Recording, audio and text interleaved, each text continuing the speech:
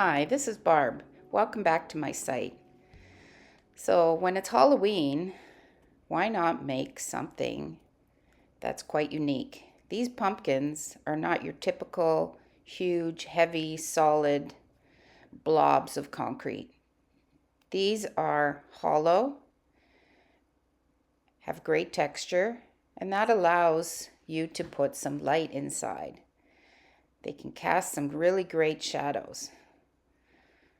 So the premise is to make a form that you can work your draped concrete around. So using some discarded upcycled plastic bags, tie a knot in the end, fill it with fiberfill, some old stuffing from pillows, and then tie a knot or tie a string around the other end. You hope to get a nice roundish shape.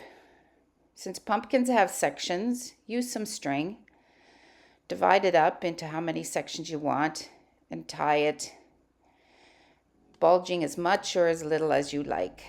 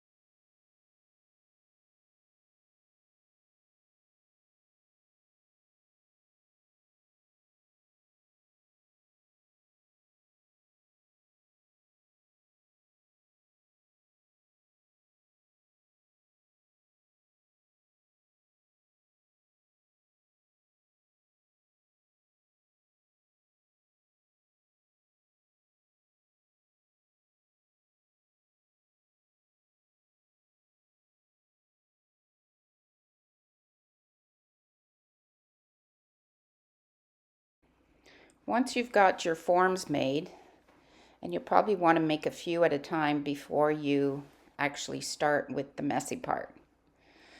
So for draped concrete, I use only Portland cement. It is the active ingredient in concrete mixes. So this does not have any sand or rocks or aggregate in it. It mixes really quite easily into the water and becomes quite mucky. So you want a consistency that is not too watery and not too thick. So I'd say it's somewhat like a milkshake, a little thinner than maybe yogurt. So the fabric is dipped into the slurry of the Portland cement and massaged in quite well. You want to make sure that that cement mix, the Portland cement slurry, gets into the fibers of the fabric.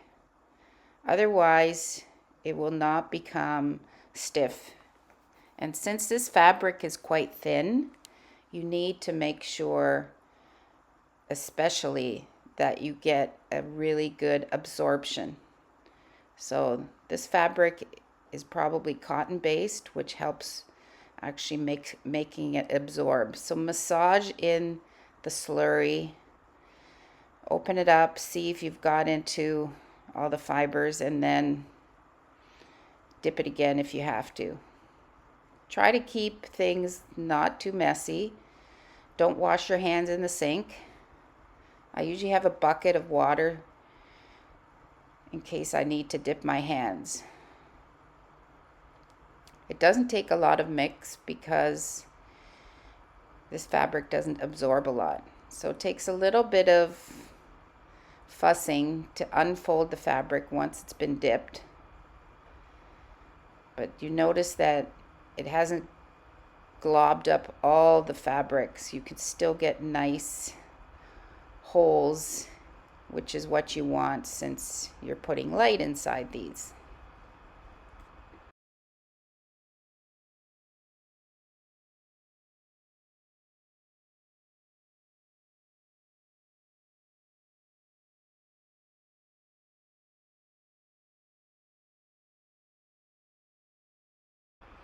Work the fabric around your form, sliding it, pushing it. Be as fussy or not fussy as you like. It all depends also on the fabric you're using. The idea is on the bottom, you're going to leave an opening. So if you rough cut your fabric beforehand, afterward, you can still cut it with an old pair of scissors. It's quite easy to manipulate the fabric because the slurry will make it stick to itself and to the pumpkin. So it looks a little tedious, but also that depends on the type of fabric. You can cut some extra tails off to clean up a nice, somewhat round section that you're going to leave open at the bottom.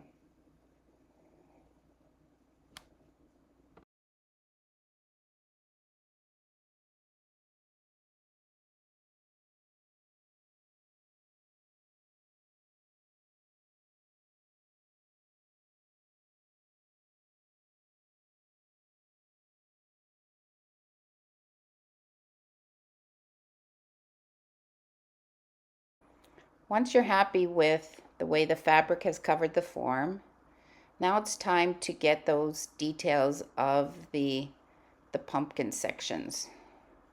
I guess they're called sections. So with the cotton string tied again to match the way that you had the form before. Possibly you could skip tying the form in the first place and only tie it in this stage. I think that would work as well. The string will get covered in the concrete slurry, or you can paint some on top to cover it and make sure that it'll eventually end up stiff.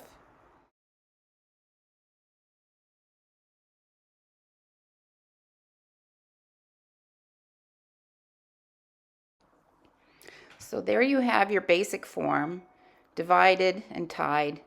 You can take a look to see if you need to slightly brush on a little bit more slurry, which will give it more strength once it's cured.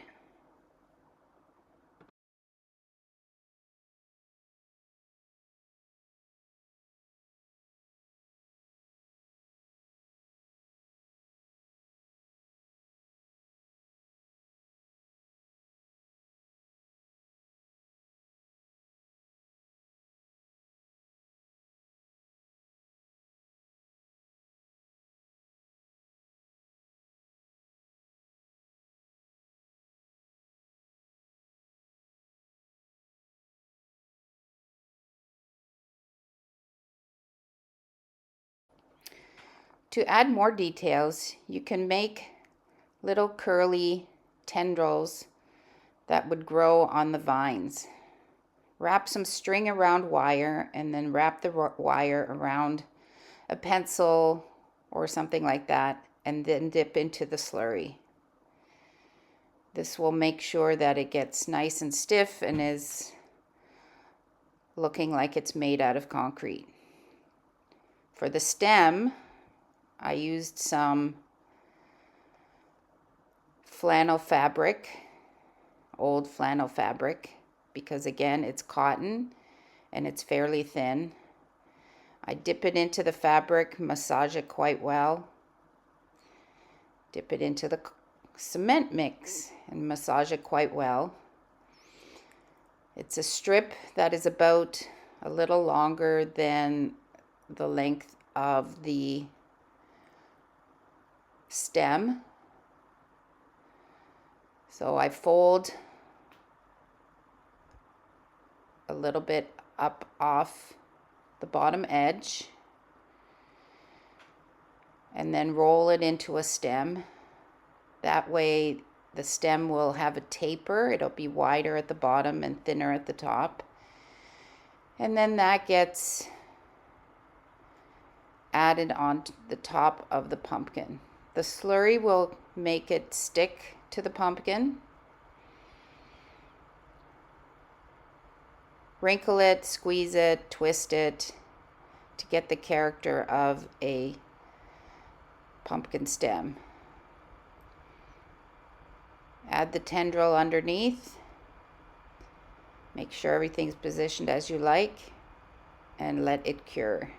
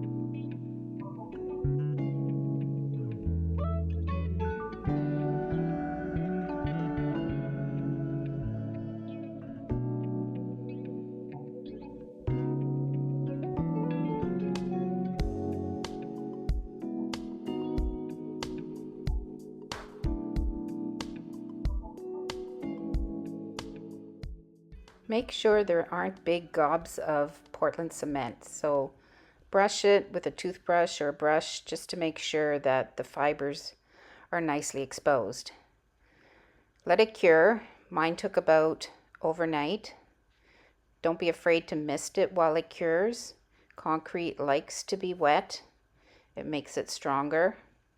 You can brush some of the extra small bits out of the fibers and then turn it over, cut the bag, pull the stuffing out, and the bag will come out easily. Then you can insert whatever type of lights you like, LED or string light.